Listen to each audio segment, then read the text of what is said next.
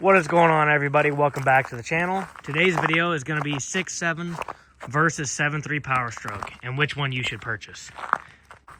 As this subject appears to me to be very fragile and sensitive to a lot of people, I'm going to throw it out there now that this is based on my experiences and my opinions. Because you might buy a brand new 6.7, it'd be a pile of junk. You might buy a 10-year-old 6.7, might be a good truck, might be a pile of junk. Same thing goes for the 7.3 Powerstroke. I know there's ones out there, you can go buy one right now with 500,000 miles on it, drive it another 100,000, never put $1 in it.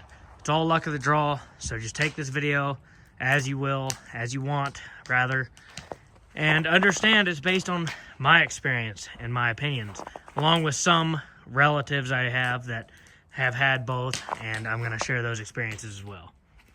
So starting off, this is my main vehicle now. You see right there, we're just at 230,000, right there at it.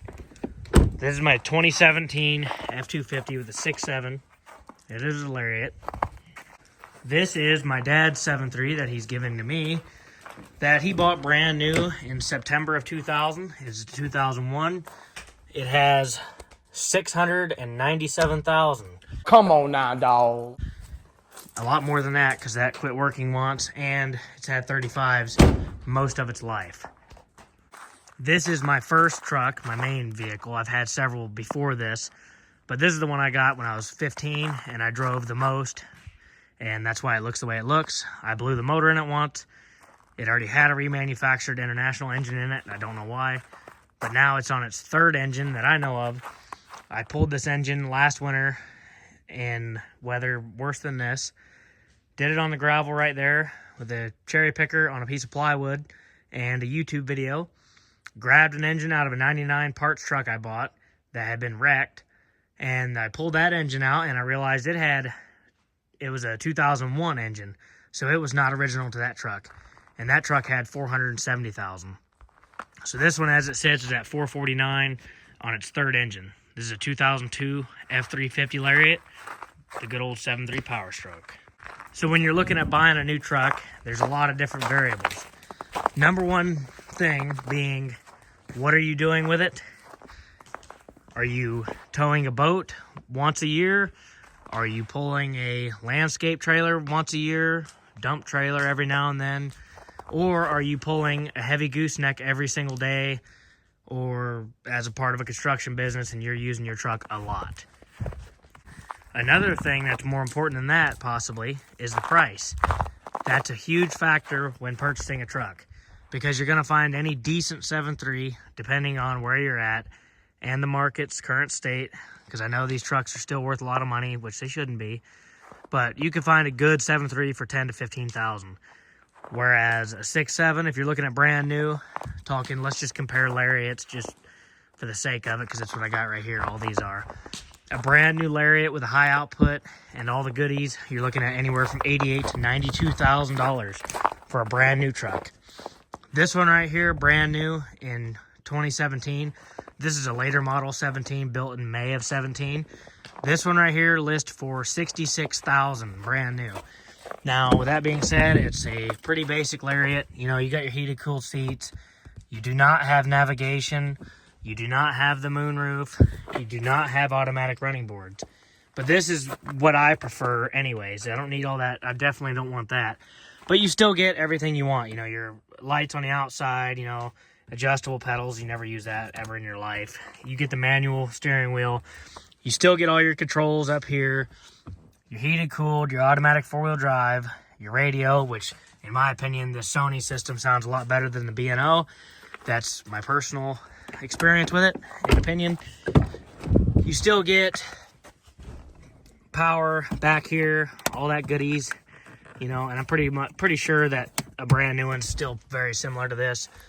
You know, they did change them completely, but as far as features you can get.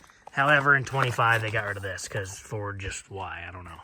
Now, if you're looking in the realm of used 6.7s, this is where your decision becomes a lot more important, because a $10,000 7.3 could cost you anywhere from nothing to 15, 20 grand in repairs, because most 7.3s you buy are completely wore slap out. You know, this one here has got 700,000. It's had everything replaced on it, you know, tons and tons of times. Now, I'm not going to compare the book on this truck to any of these, just because this isn't my data. This is my dad's information. It's a very good book to look at, but there's two of them. I don't even know where the other one is right now, and we're not going to go into it. But this one right here is on the original engine, probably the 5th manual transmission, and it's had a lot of work done. When you're buying a 6.7, you could run into the same thing, right? One that's going to last forever, not give you any grief.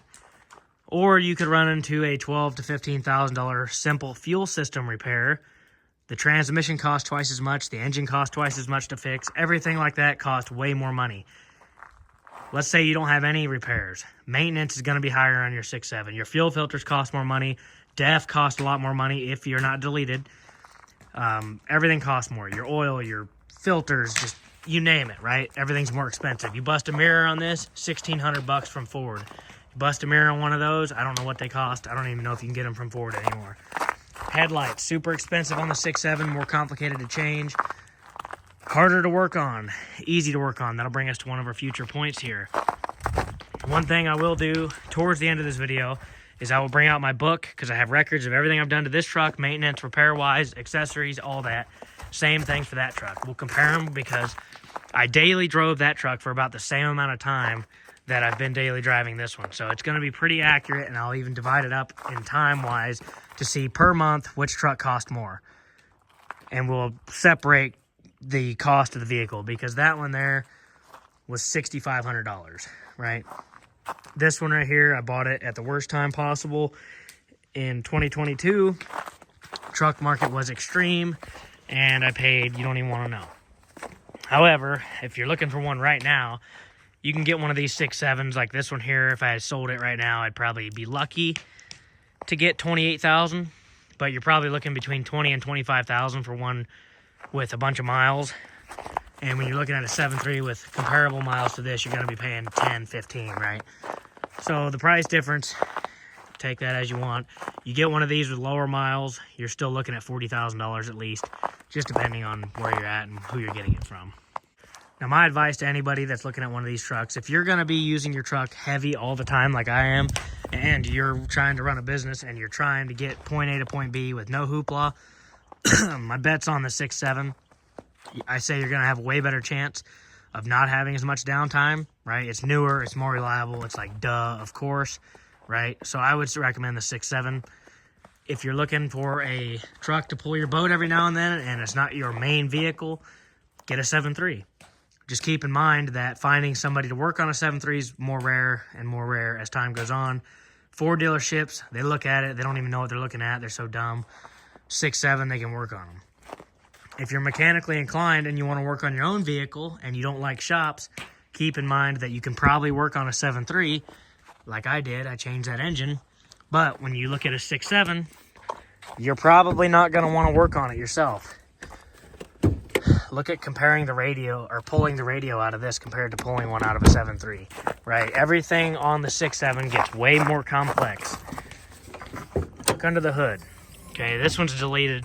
Makes a big difference, right? I don't have the big EGR right in the way. A lot of stuff out of the way. No DEF tank. You know, this air filter, good Lord, I haven't checked it in a long time. It's probably filthy.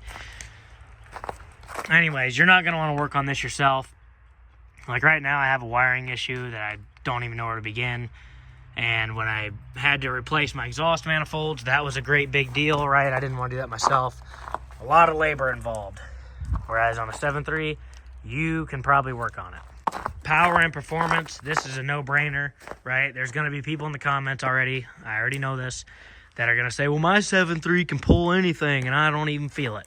Okay, buddy, just be quiet for a minute and listen, right? As somebody that has a lot of experience with both, I don't care what you do, your 7.3 is not going to pull anything like a stock 6.7 would, right? Let alone one that's got some tune and delete going on. This truck here, you can put pretty much anything behind it. Yes, you're going to notice it's there, but it'll pull it. Now, if you take a brand new 450 or 350 dually, you're talking a whole nother story. Puts this one to shame. But this, compared to that, is night and day. 7.3, every hill you come up on, if you got more than 15,000 pounds, you're going to be bogging down to 55 miles an hour. Don't want to hear it. They're slow. They're gutless. That's what they are. They are naturally more cold-natured, right? The 6.7, when it is negative 26, as it was last winter, I don't know what's wrong with this year, but last winter, negative 26, remote start, cycles the glow plugs for 2 seconds. People thought it was fake when I posted a video. It cycled the glow plugs for like 2 or 3 seconds, and it popped right off. Yeah, it sounded rough, but it did not hesitate to start. Now, 7.3s, as I'll demonstrate here in a minute, that one over there has got a brand new relay, brand new glow plugs. Injectors are probably wore out, right? The engine's probably wore out. I don't really know. We'll start it here in a second so you can see. This one here starts up pretty good, but still harder than a 6.7. And when you get one used, 9 times out of 10, it's going to need glow plugs, injectors are wore out, and it's old. So it probably won't start in the wintertime. I had a low mileage 99 that I sold to my cousin. It had 150,000 on it when I bought it. It cranked up great in 10 degrees, no problem. Then the next year would not start, right? Something went wrong, whatever. There's a lot of different reasons why a 7.3 won't start when it's cold. So keep that in mind. Now your features, right? You pay for what you get. A 20, 30-year-old 7.3 is not going to have the features and tech this one will, right? That comes back to, can you work on it yourself or not? Quality-wise, now that's an important topic. That's really hard for me to say because this 7.3 right here is an 01 with 700,000 miles, and the interior is all original, right? All these lights work. Probably not right now because the battery's probably slap dead. Yeah, but you should take my word for it. All these lights work. The radio still works. Everything in here still works. The cup holder tray is a little wore out, doesn't work right. You know, the power seats don't really work right anymore. Little stuff like that, right? I mean, this switch right here is getting really loose on its last legs, but it still works. That's the original switch. The turn signal switch has been changed due to separate issues. But the door panels, all that's really good. This door has never had any service done to it, and it still lines up almost perfectly. So the quality of the 7.3, or this year specifically, kind of shows for itself right here. And this truck's had a very rough life. Now mine, on the other hand, it's had a rough life as well in the 230,000 miles. It's a lot newer. That seat and that pickup was trashed before 100,000. This one at 230 has not ripped. So the seats, things like that must be better quality in here. Now everything in here is still super solid, and I live on a very rough road. As you can see, this is what the truck looks like most of the year. Nothing has broken here yet. Everything is perfect besides just wear like that, right? Paint, cosmetic stuff on the steering wheel and on the door panel. Otherwise, the interior is very good. These doors make a lot more noise on and off. I don't know why it's not right now. It sounds pretty good. But this door will get to squealing, and you can try and spray stuff on here, but you just can't do anything about it. So the door quality, I don't know, right? This one's perfectly aligned. However, my dad's 21, when it was brand new, didn't align. And then I think my passenger side doesn't align. But I think that's a factory defect with these trucks. I don't know why. Maybe it's just that trim there. I don't know, because the top of the door looks pretty good. You know, your fit and finish on both trucks are kind of just typical American manufacturer quality, right? Everything's going to be there. 2017 headlights are faded, right? They faded on that one too. They've been replaced. So quality-wise, I give them a tie, honestly. I mean, the door handles on both are awesome. Those are original, at least on the doors that are original. I haven't been smashed from wrecks. But yeah, overall, I mean, my power seats still work, but they probably did in that truck too when it was this new. I don't really have much to say about it. The AC in that truck lasted a lot longer than this one did. I already had to have this one full new system last summer, and they fixed it kind of, but the blower still seems weak. That one, the AC hasn't worked in probably 10 years, but it lasted up until that point, and now it's tried to be fixed 3 or 4 times. Nobody can fix it, so we gave up. Fuel mileage and efficiency, you know, it's kind of crazy that 20 years of technology and fuel mileage has not increased, not even a little bit. If anything, it's gotten worse, especially on a 6.7 that's not deleted. That's a sensitive subject too, boy. That'll get people fired up. They'll say, oh, I get 20 with mine, blah, blah, blah. Okay, I don't care. If you're going 55 miles an hour on a smooth road with no trailer, yes, you're going to get 20 miles per gallon. But guess what? You're probably going to get it with both. That truck there, stick shift, four-wheel drive on 4-inch lift, 35s, you get about 14 to 15, right? Best it's ever gotten, 19 when it was brand new, according to my dad. My 7.3 over there, I don't know why, it's been cursed with bad fuel mileage since day one. It's got like 12 miles per gallon. I've never checked it with this new engine. I'm sure it's probably about the same. My two-wheel drive 7.3, low mileage, it always got about, 16, 17. This truck, I'll just show you because I'll give you the realistic average after being deleted. And don't think that when you delete your truck, you're going to get a world of difference, because you're really not. So, there's my engine hours. Let's go over here to, where's all the fuel information? Well, there's some. So you go to fuel economy, right? It says 14.3. Now I have no idea when that one reset. But keep in mind, I do a lot of towing, a lot of four-wheel drive this time of year. Tires are low right now because I had them aired down for a search and rescue. I've seen upwards of over 20 miles per gallon on trips where it's 55 miles an hour, flat ground, right? But that doesn't matter. Towing heavy goosenecks, I've gotten as low as 5 miles per gallon, but I'm talking real heavy, high speed, headwind, the worst case scenario, right? I'm talking 240 oil temp, hot, right? Rough. 14 to 15 is about the true average of a 6.7. There you go, the last 200 miles, 13.7. I don't think I've even had much trailer on there this time. This is a 14,000 mile trip meter, even though it says 4,000, it resets every 10. Average 13.3, right? That's towing a lot of trailers, stuff like that.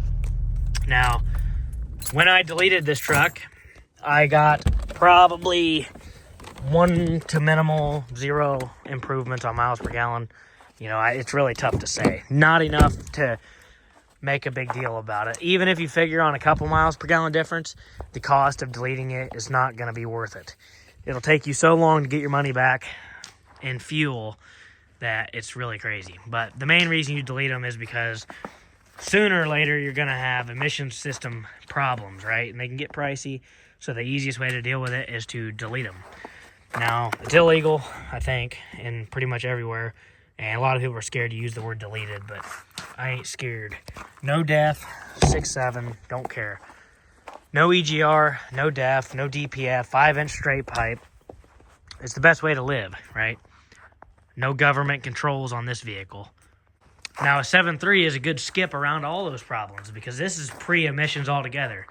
Besides some mufflers and stuff like that, you had nothing on here. You had no EGR, you had no DPF, definitely didn't have any def. This is back when you just threw dirty diesel in there and threw some transmission fluid in there when a truck starts running rough and you call it good, right? You throw your oil out of your engine into your fuel tank and on your way. There you go. Now that brings up another good point with a 7.3 and a 6.7. If you're like me and you don't maintain your stuff properly, the 7.3 is going to be a lot more forgiving. Fuel filters, okay, on a 7.3 it gets clogged up. You're probably just going to lose power, throw out some black smoke. Change your filter, go on about your business. A 6.7, you throw def in your fuel tank or bad diesel, and you're pretty much screwed, right? You're going to ruin your CP4. It'll go all the way through your fuel system into your injectors, cost you 12 to 15 grand, depending on who and where you do it and how bad the damages are. There is ways around that, but I'm not here to explain that. You can do a disaster kit. You can do the DCR pump. I have my own philosophies on that. I used to run fuel additive in this 6.7, and I quit because I realized it was a scam. Because I'm at 230, original CP4, no disaster kit, no nothing. My idea on that is that 9 times out of 10, a CP4 failure is random. Happens from bad fuel a lot of the time. As long as you don't get bad fuel, you're fine. It's not a bad investment to go ahead and get a disaster prevention kit. I don't know why I haven't, honestly. I'm just really not that worried about it. I look at it like when it goes out, if it lasts 400,000, I probably needed injectors anyway at that point, so we'll call it good. These trucks, oil, right, a lot less finicky. 7.3, you run it low on oil, it won't start. 6.7, you run it low on oil, it'll start, you'll blow up your engine, no big deal.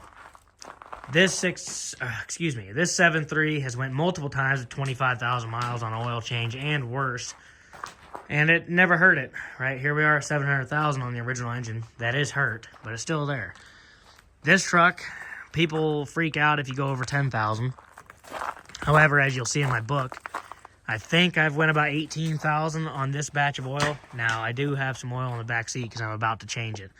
And I've been sending it off for test, at 15,000, 12,000. And I'm working my way up to see, I'm going to probably start running 15 to 20,000 mile intervals. I went 15,000 last time. This time I'm going to go 18,000, or if I'm past that, I'm about to change it.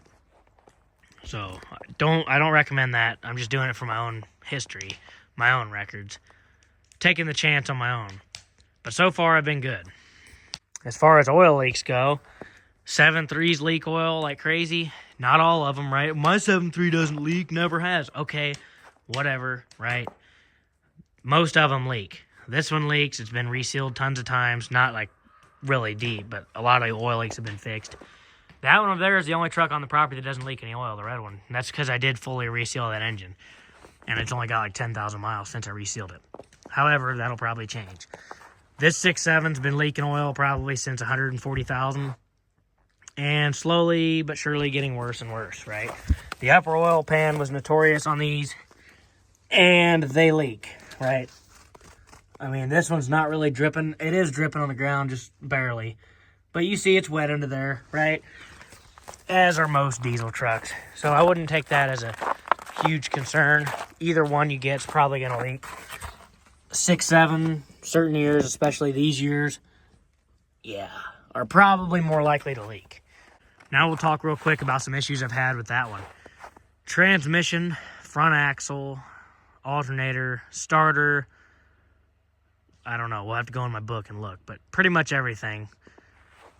This truck, I've had to do exhaust manifolds, kind of self-inflicted, right? Hot tune, heavy towing, what do you expect? Exhaust manifolds, air conditioning system, hub assembly and axle U-joint on this side.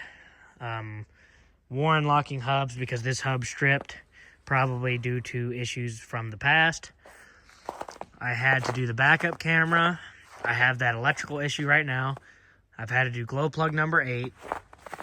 And I think I've had to do a couple other things. We'll look at my book and I'll confirm everything here in just a minute. But overall, it might sound like a lot, but really this has been a very solid truck. I've never had any issues that have left me stranded. Everything has been, okay, we can make it there and get it fixed, right?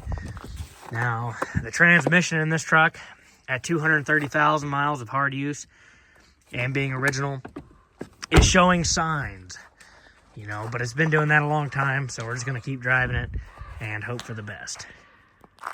Now we're going to go ahead and start this truck, and I'll demonstrate how a 7.3 runs. Now this one, it's not the best one, but anyway, I'm going to give it a very long cycle of the glow plugs to give it the best chance possible. Now keep in mind the batteries are older than the hills, and it is currently still below freezing, so it might not even start. I have hope, but it is very cold out. Probably 28 degrees right now, and it's been sitting for at least a week, I'd say. So we're going to go ahead and put you up on this tripod here, and you can see the glow plugs have been cycling this whole time, and we're going to go ahead and go start it.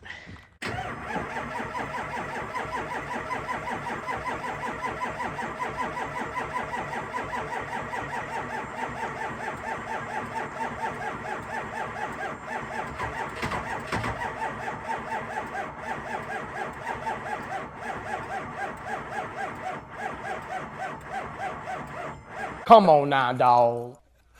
Come on, man. Honestly, I'm not surprised by the results, but I am not going to accept that. Now, if the batteries were strong, obviously it would start right up. Probably. So we're going to go ahead and throw a cable jumper on it, crank her up to 200 amps, and we'll try this again really fast. We just got to give her the old vice grip method. You can see it's a pretty crusty engine, right? I mean, it's pretty crusty, but it works. We're just going to give it all the juice and see what happens. Now, it's already had a kind of a cheated start, but anyway, we'll go ahead and try again. We'll give it a minute to marinate on all its bad thoughts and all the horrible things this truck has ever done. I want you to think about what kind of man you are. But see, this is kind of an example of what I'm talking about. You know, stay away from cheap ones like this, right? Don't buy heaps of garbage, because this one's pretty much a heap, mainly because I have it. And it's got almost 500,000 miles on it. And who knows how many miles are on this engine. So yeah, proper maintenance will go a long way on any of them. While we let that thing soak, we're going to go ahead and grab the books, throw them out here on the tailgate, and compare. So here we have the books of knowledge, right? Okay. Accessories, take a brief look at that. Do what you want with it. Oh, well, the delete was 4,300, but I did the 5-inch pipe, the cold air intake, all that hoopla. Now, maintenance-wise, an oil change anywhere from 150 to 180 bucks, depending on when and where you bought your stuff. You can see here, brake pads, right? All the basics, so on and so forth, right? Fuel filters. Where's the fuel filter? 80 bucks. Maintenance, here's another page. See there. Anyways, oil change. 212,652. So we're like 17.4 on the oil. Repairs, passenger mirror, right? Fog lights, that's when I hit a deer, right? $8,800 of insurance damage. Manifolds, blah, blah, blah. 4,000. Glow plug was $0. New axle U-joint, front and passenger hub assembly, or front passenger side, 800. Warren locking hubs, 488. Backup camera, 371. Mirror turn signals, 562. AC compressor along with a bunch of other components, 1,900. So there's your repairs. Not that bad, really, in almost 3 years. Now, anything else, I don't really know. Anyways, all right, so there's that. Now, you notice how short the repair list was in 3 years. These are a bunch of different trucks I've had. So we got to find the right one. 6.0, right? Back in the good old days. So here we go. O2 accessories. See, get you a gander. Back when wheels and tires cost what tires cost now. Oil changes, look, 70 bucks. 68 bucks, 68 bucks. Now I understand inflation and things have changed over time. But oil, if you run Rotella T4, it's a lot cheaper. I've been running T6 in this truck. Fuel filters, $42. That's for good wicks, right? Fuel filter wicks, 40-something. Whatever. Repairs, here's page 2. Got to go to page 1. I had to rewrite it. Okay, you notice how long the repair list is here. Power steering pump, axle seals, shocks, tie rod ends, 4x4 wiring, rear rotors and pads, rear calipers, alternator, power steering pump lines, because why the heck did the mechanic not change them when he did the power steering pump? Because they're 20 years old. So power steering pump lines, belt, Curry's built transmission rebuild, 2850, pulley tensioner and green belt starter, EVPV delete, turbo rebuild, front leaf springs because they actually broke, torque converter under warranty, Warren locking hubs, upper ball joints, SMA did, lower ball joints, wheel bearings, hubs, Warren locking hubs again, front axle seals again, front axles, rotors, pads, U-joints, 3227. You go to page 2, right rear caliper and pads, right rear lug nuts and stud issues, idler pulley, all new Gorilla lugs, middle rear U-joint, other 2 rear U-joints, OEM reman gearbox, Wagner pads, 7-way trailer plug, turn signal multifunction switch, ICP sensor, ICP pigtail pitman arm, rebuilt both drive shafts, gearbox, 2100, fuse panel taillight wires, 1230, front passenger hub with bearings, again, at $440, $203. So that's only 21,000 miles. I had to get the front hub assembly warranted. Luckily, it has Motorcraft parts. 4-wheel drive relays, fuel pump, put engine in, info on next blank page, estimated $1,800 because I don't really know because it got such scrambled up mess between all the seals and then what I had in it, but whatever. So I don't know if I have a page 3 anywhere. Put engine in Gary. Took engine out of early 99. F250. Swapped engine solo. Blah, blah, blah. Bought some parts previously. Glow plugs, injector harness. Whatever. So you can look there. I mean, it kind of explains itself, right? Now, every truck's different. So right here I have, I don't know if this is before or after the swap, $32,000. That's before the engine swap. So here you have it, right? The 6.7 now, if I financed it at the time for $950 a month, and not including repairs, delete, and maintenance. But anyway, my 7.3 cost $970 a month for 33 months. So $32,000 in that 7.3, and look at what it is.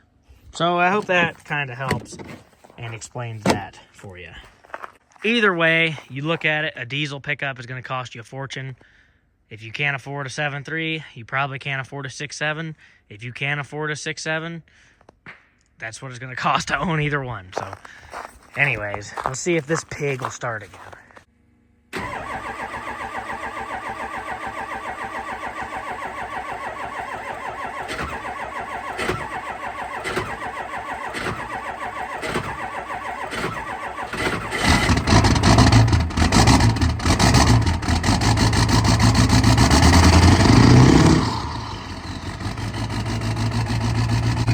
Pretty gnarly, but hey, it runs.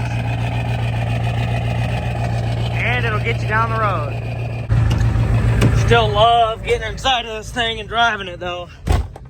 Brings back a lot of memories. Oh, there it goes into a high idle on its own. Nice. Let it run for a while. We'll go ahead and put it in manual high idle anyway.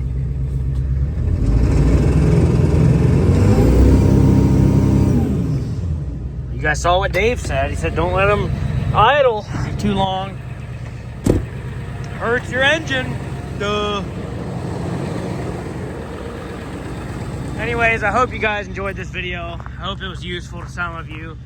Some of you, I'm sure, just think I'm an idiot that doesn't know what I'm talking about and will take absolutely nothing from this video, which at the end of it, there really ain't nothing to take from it except they're both expensive.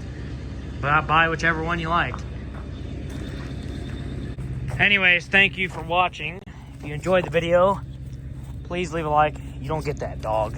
If you enjoyed the video, please leave a like and subscribe. Comment down below what you want to see next. And stay tuned for more videos on the 6.7, 7.3. And if we ever get some snow, I'll make a Yamaha Grizzly video. I just want to play in the snow. But oh well. Thanks for watching.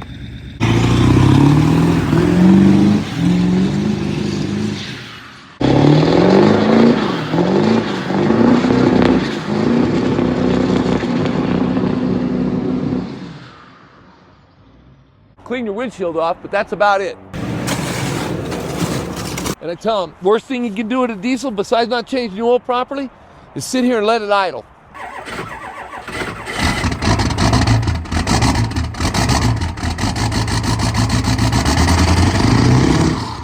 Thing to do is get in, start it right up, give it 5-10 seconds, put it in drive and take off gently and slowly.